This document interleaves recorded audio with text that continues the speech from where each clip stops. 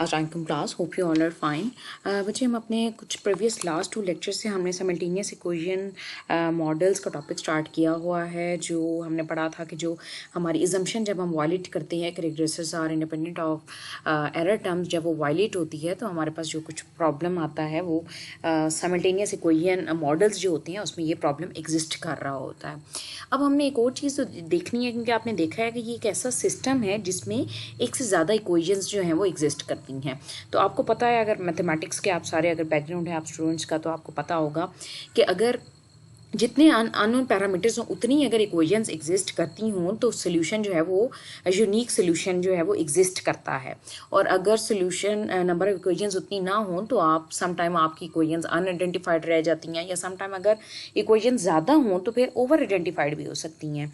तो आज जो हम टॉपिक स्टार्ट करने जा रहे हैं दैट इज़ आइडेंटिफिकेशन, कि हम हमारे पास जो सिमल्टेनियस इक्वेशंस होंगी हमने उनको देखना है, आइडेंटिफाई करना है कि क्या उनका यूनिक सोल्यूशन एग्जिस्ट करता है एक, या उनका अनआइडेंटिफाइड वो इक्वेशंस हैं। अगर आइडेंटिफाइड हैं तो क्या यूनिक हैं या ओवर आइडेंटिफाइड हैं, और सेकंड ऑप्शन हमारे पास क्या है कि वो अनआइडेंटिफाइड हो सकती हैं।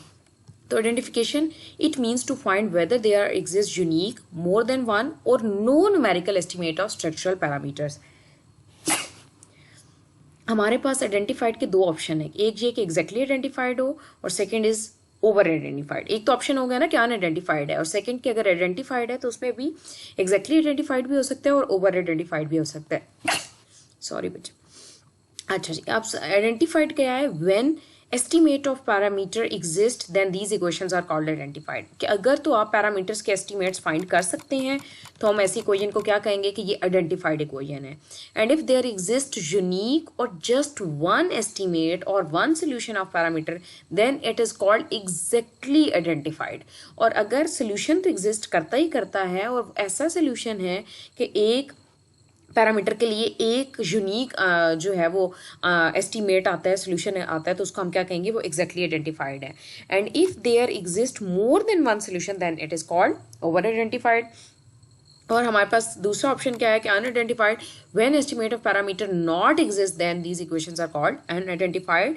सो there are no estimate of parameters, parameters के एस्टिमेट एग्जिस्ट ही नहीं करेंगे तो हम उन्हें क्या कहेंगे कि वो इक्वेशंस अनआइडेंटिफाइड है। अब कुछ मॉडल्स हम देखने जा रहे हैं, 3-4 मॉडल्स को हम डिस्कस करेंगे डिफरेंट सिचुएशंस में कि किस तरह हमें पता चलता है कि मॉडल आइडेंटिफाइड है भी या नहीं। सबसे पहले हमारे पास मॉडल 1 है। अगर किसी का इकोनॉमिक्स का बैकग्राउंड है तो उन्हें पता होगा ये डिमांड एंड सप्लाई का मॉडल होता है।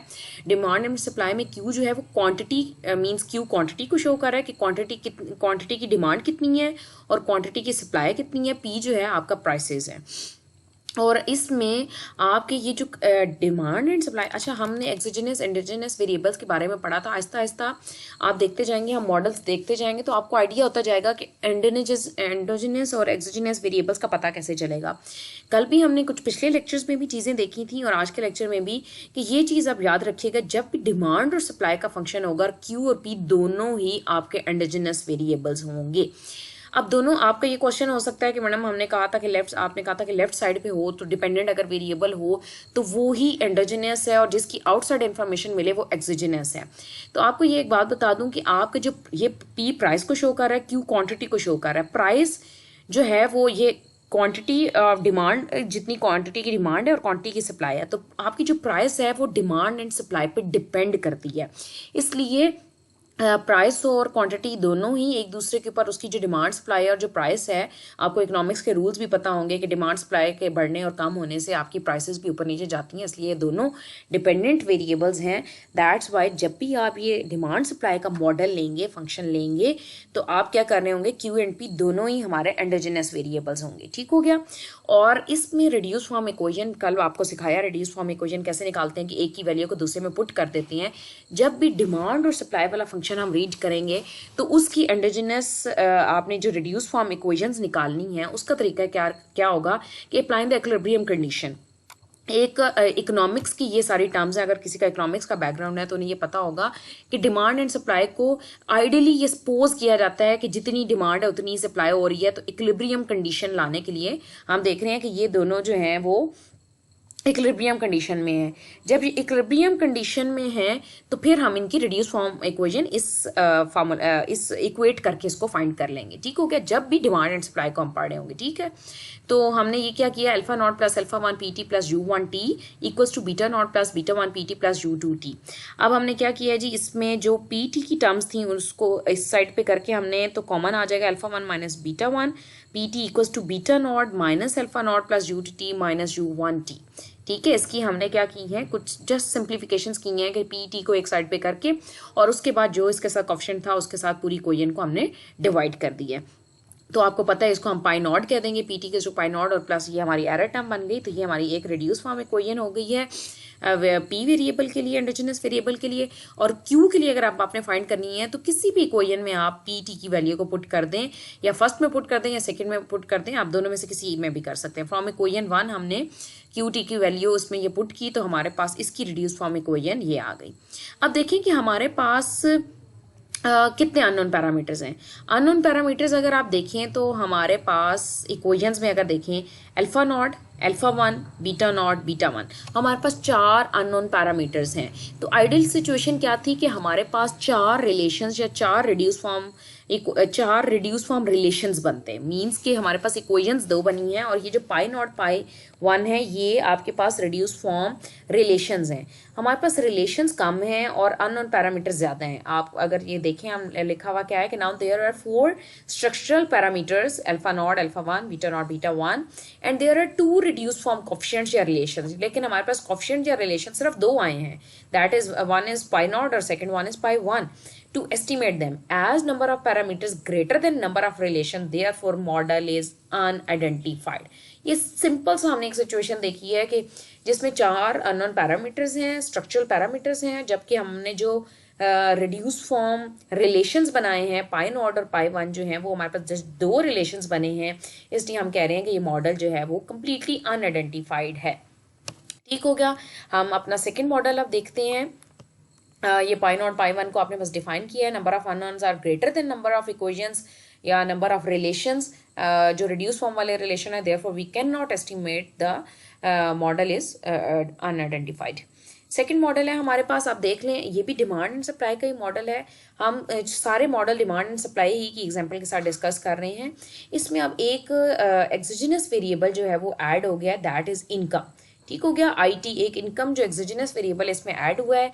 Q and P R endogenous variable while I is exogenous variable. कि आपकी इनकम जो है वो आउटसाइड ही हमें पता चलेगी, किसी चीज़ पे डिमांड और प्राइस पे डिपेंड नहीं कर रही सप्लाई पे, बल्कि आपकी जितनी इनकम है वो तो फिक्स्ड है। ठीक है, तो ये एक्सोजेनस वेरिएबल है हमारे पास। तो in now in demand and supply आपको पता है कि इक्विलिब्रियम मैंने अभी आपको बताया, इक्विलिब्रियम वाली कंडीशन आपने लगानी है, दोनों इक्वेशंस को आपने इक्वेट करना है। जस्ट प्लस माइनस वाली चीज़ें हो रही हैं इसलिए इस पर इतना फोकस नहीं कर रही। आई होप सो ये चीज़ें आपने पहले 2 लेक्चर्स भी सुने हैं, उसमें भी आपको क्लियर हुई होंगी। जस्ट आपने इसको इक्वेट करके आपने कॉमन लिया, पीटी के साथ जो भी कोफिशिएंट था उसके साथ हम क्या कर देंगे, डिवाइड कर देंगे पूरी इक्वेशन को। तो हमारे पास इसकी रिड्यूस फॉर्म इक्वेशन आ जाएगी। ये रिड्यूस इक्वेशन आ गई है प्राइस के लिए। अब आपने यही चीज़ क्या करनी है, पुट इन वन। आप 1 या 2 में से किसी में भी पुट कर सकते हैं। हमने 1 में पुट की, इसमें पुट करने के बाद आपको क्या मिल जाएगी, इसकी से क्यू टी की इक्वेशन भी रिड्यूस फॉर्म इक्वेशन मिल जाएगी। अच्छा, यहाँ पे क्या है जी, पाई नॉट पाई वन, और हमने बता दिया कि पाई नॉट किस चीज़ को रिप्रेजेंट कर रहा है, पाई नॉट इसको रिप्रेजेंट कर रहा है और पाई वन इसको रिप्रेजेंट कर रहा है, और जो आपका न्यू वन टी है वो इसको रिप्रेजेंट कर रहा है। उसके बाद हमने क्यू टी के लिए भी रिड्यूस फॉर्म इक्वेशन निकाल दी और बता दिया कि पाई टू किसको शो कर रहा है जी, आपके पास पाई टू है beta naught plus beta one b naught. ये यहाँ से इसको मल्टीप्लाई करके आपने सेपरेट आउट किया, तो पाई टू क्या बना, beta naught plus beta one pi naught, और पाई थ्री आपके पास क्या बना, बीटा वन पाई वन। और ये बाकी सारी चीज़ किस में चली जाएगी, न्यू वन टी और यू टू टी, ये nu two t error term में चली जाएगी। तो इसको आप सिंप्लीफाई करें, अगर वैसे ऐसा जितनी ज़रूरत नहीं है, लेकिन अगर आपको कहीं सिंप्लीफाई करना पड़ता है, अगर आप यहाँ इतना भी सॉल्व करेंगे तो भी ये चल जाएगा। लेकिन अगर आपको फर्दर सॉल्व करना है, जैसे हम नेक्स्ट टॉपिक्स पढ़ते हैं और उसमें हमें अगर इसे सिंप्लीफाई करना पड़ता है, तो तरीका क्या है, जस्ट आपने क्या करना है, यहाँ पे पाई नॉट की वैल्यू पुट करें। पाई नॉट की हमारे पास वैल्यू क्या थी, पाई नॉट की ये वाली वैल्यू पुट करें और इसका फिर आपको क्या लेना पड़ेगा, पाई नॉट। यहाँ पे भी आप एलसीएम लेंगे और उसको जब सॉल्व करेंगे तो आपके पास you will get this answer. ये जस्ट 2 स्टेप्स में सॉल्व होगा। पाई नॉट की वैल्यू पुट करने के बाद एलसीएम लेना है तो आपके पास ये वैल्यू आ जाएगी, ठीक है। इसी तरह पाई 3 हमारे पास क्या आएगा, बीटा 1 पाई 1 की वैल्यू इसमें पुट कीजिएगा, इसको सॉल्व करके देखिएगा, आपके पास ये आंसर आ जाएगा। अच्छा, अब आप देखेंगे हमारे पास पैरामीटर्स कितने हैं। हम अपनी इक्वेशंस में मॉडल में पैरामीटर्स को चेक करते हैं। So we have alpha naught, alpha 1, alpha 2, beta naught and beta 1. We have 5 structural parameters. हमारे पास 5 structural parameters हैं। और अगर आप अपने reduced form relations को देखें, जो ये पाई नॉट पाई 1 से शो हो रहे हैं, तो ये कितने हैं, 1 2, पाई नॉट से स्टार्ट करना है ना, 1 2 एंड 3 एंड 4। हमारे पास 4 रिलेशंस हैं जबकि 5 स्ट्रक्चरल पैरामीटर्स हैं। तो फिर वो सिचुएशन है, as number of parameters greater है नंबर ऑफ इक्वेशंस या नंबर ऑफ, इसको आप रिलेशंस का वर्ड भी यूज कर सकते हैं, इक्वेशन भी कह सकते हैं। तो आपके पैरामीटर्स जो हैं वो ज्यादा हैं, thus model is unidentified. On the whole model unidentified है। लेकिन ये एग्जांपल मैंने क्यों ली, क्योंकि इसका एक चीज और हम डिस्कस करना चाहते हैं। But parameters of supply function can be estimated. अगर आप सप्लाई फंक्शन को देखें, अगर हम यहाँ से देखें तो ये देखें पाई 3, बीटा 1 को हम एस्टिमेट कर सकते हैं। बीटा 1 हैट को फाइंड करना है तो क्या हो जाएगा, पाई 3 ओवर पाई 1 हो जाएगा, ठीक है। बीटा 1 कैसे आ जाएगा, पाई 3 ओवर पाई 1। और बीटा नॉट को भी आप जो है वो फाइंड कर सकते हैं यूजिंग 4। अगर आप 4 इक्वेशन देखें तो यहाँ से आप बीटा नॉट को भी फाइंड कर सकते हैं। तो हम ये बता रहे हैं कि अब आपका ये जो मॉडल है ओवरऑल, क्योंकि आपका मॉडल पूरा आइडेंटिफाइड तब कहलाएगा जब उसकी जितनी भी इक्वेशंस हैं वो आइडेंटिफाइड हो, तब वो पूरा मॉडल आइडेंटिफाइड होगा। अब मॉडल तो यहाँ पे अनआइडेंटिफाइड है, बट हमने कहा है कि पैरामीटर्स ऑफ सप्लाई फंक्शन, जो दूसरी इक्वेशन थी, हमें कैसे पता चला सप्लाई फंक्शन, क्योंकि बीटा नॉट बीटा 1 जो है वो सप्लाई फंक्शन के कोएफिशिएंट्स हैं। ये देखिए बीटा नॉट और बीटा 1 सप्लाई फंक्शन के कोएफिशिएंट्स हैं। That's why we are saying कि जो सप्लाई फंक्शन के पैरामीटर्स हैं वो हम एस्टिमेट जो है वो कर सकते हैं। Therefore supply function is exactly identified but demand function is unidentified. Therefore model overall हमारे पास क्या रहेगा, अनआइडेंटिफाइड ही रहेगा। मॉडल तब कंप्लीटली आइडेंटिफाइड होता है when both equations are identified. ये हमने एक हमने सिचुएशन पढ़ी जिसमें कंप्लीटली अनआइडेंटिफाइड था मॉडल, इसमें भी अनआइडेंटिफाइड है बट उसकी एक इक्वेशन एग्जैक्टली आइडेंटिफाई हो सकती है। अब हम एक और एग्जांपल देख लेते हैं जिसमें हमने यही सप्लाई और डिमांड का ही मॉडल है हमारे पास। इसमें आप देखें 2 एंडोजिनस और 2 एक्सोजिनस, हमारे पास QT और P जो है वो एंडोजिनस वेरिएबल है और IT और PT। याद रखिएगा जितने भी लैग वेरिएबल्स होते हैं, अब आप लोगों ने अगर टाइम सीरीज पढ़ी है तो आपको लैग वेरिएबल्स का अंदाजा होगा। आपको जब मैंने ऑटो कोरिलेशन पढ़ाया उसमें भी हमने देखा ये T-1 मीन्स लैग वेरिएबल को शो कर रहा है। जितने भी लैग वेरिएबल्स होते हैं वो हमेशा एक्सोजिनस वेरिएबल्स होते हैं। तो इस केस में हमारे पास 2 एक्सोजिनस वेरिएबल हैं और 2 एंडोजिनस वेरिएबल हैं। और हमारे पास कितने पैरामीटर्स हैं, 1 2 3 4 5 and 6। We have 6 structural parameters. तो इसको हम देखते हैं उसी तरह एक इक्विलिब्रियम में करके। आप सबसे पहले रेड्यूस फॉर्म इक्वेशंस बनाएंगे। इसको मैं डिटेल में नहीं बता रही क्योंकि आपको पता है इक्वेट करना है, कॉमन लेना है और फिर डिनोमिनेटर से डिवाइड कर देना है, पूरी इससे कोएफिशिएंट से डिवाइड कर देना है पूरी बोथ साइड पे इक्वेशंस को। और जब इसकी रिड्यूस फॉर्म आ जाएगी तो किसी एक इक्वेशन में पुट करके आपने QT की रिड्यूस फॉर्म, ये यहाँ पे मैंने डायरेक्ट लिखी है बट साथ में यहाँ पे मैंने बता दिया है कि QT की रिड्यूस फॉर्म कैसे बनाई है। 1 और 2 में से किसी में भी पुट करके आप ये रिड्यूस फॉर्म बना सकते हैं। और इसमें अब हम बता रहे हैं पाई नॉट किसको शो कर रहा है, पाई नॉट इसको शो कर रहा है, beta naught minus alpha not divided by alpha 1 minus beta 1। Similarly ये पाई 1 है, ये आपके पास पाई 2 है और ये न्यू 1T बन जाएगा। और ये हमारे पास जब आप देखेंगे कि नेक्स्ट हमारे पास क्या आ रहा है, ये पाई 3 पाई 4 और पाई 5 तक आ रहा है। अब पाई 3 पाई 4 पाई 5 की वैल्यूज कैसे निकलेंगी, जैसे उसमें हमने फाइंड किया था पाई 3 बेसिकली किसकी इक्वल है, alpha naught plus alpha 1 pi not. Pi naught की वैल्यू पुट करें, इसको सॉल्व करें तो आपके पास पाई 3 ये आ जाएगा। इसी तरह पाई 4 और पाई 5 भी आ जाएगा। अब देखिए हमारे पास कितने रिलेशंस आ रहे हैं। पाई नॉट से काउंट करना शुरू करें तो we will have 1 2 3 4 5 and 6। We have 6 relations, reduce form relations. और हाँ, अगर आपको याद हो तो अभी मैंने आपको काउंट करके बताया कि हमारे स्ट्रक्चरल पैरामीटर्स भी 6 हैं। तो हमारे पास इस सिचुएशन में क्या होगा, there are 6 structural parameters and 6 reduce form relation to estimate, therefore model may be identified.